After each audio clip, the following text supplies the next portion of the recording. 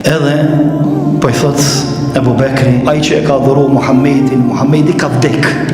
Ai që e ka dhuru Allahun, e dhuron Allahun, Allahun nuk vdes kur ai është I gjallë.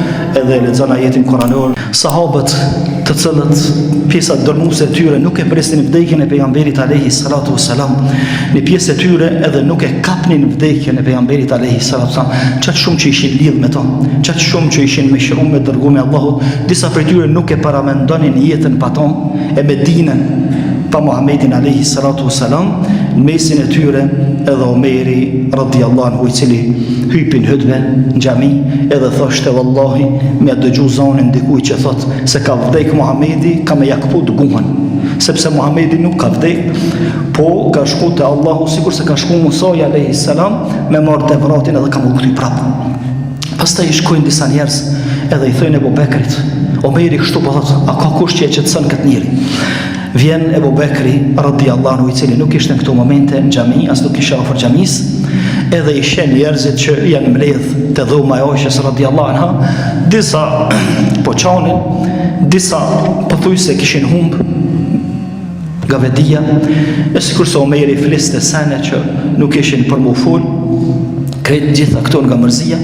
Ebu Bekri thot ma lirani rrugën, edhe thot arrita me depërtu deri sa mrina te pejgamberi alayhi salatu wassalam, I cili kishte fytyrën e mbulume.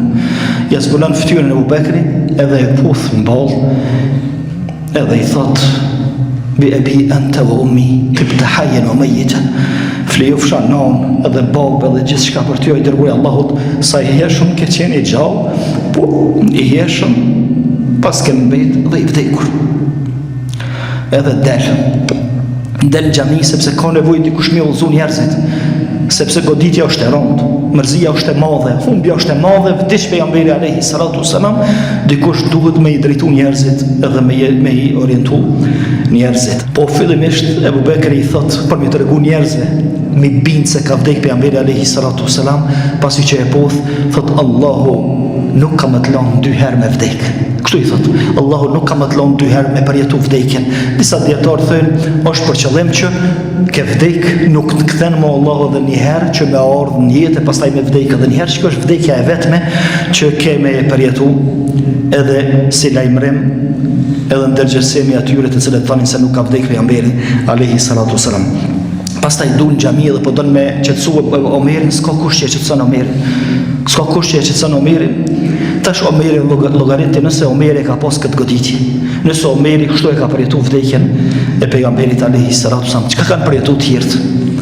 Ndërsa fillon Ebu Bekri me fol, thot Enesi kur ka filluar Ebu Bekri me fol, gjithë njerëzit u kthyn ka Ebu Bekri dhe e lan Omerin. Edhe po I thot Ebu Bekri, ai që e ka dhuru Muhammedin, Muhammedi ka vdek. Ai që e ka dhuru Allahun, e dhuron Allahun, Allahu nuk vdes kur ai është I gjallë.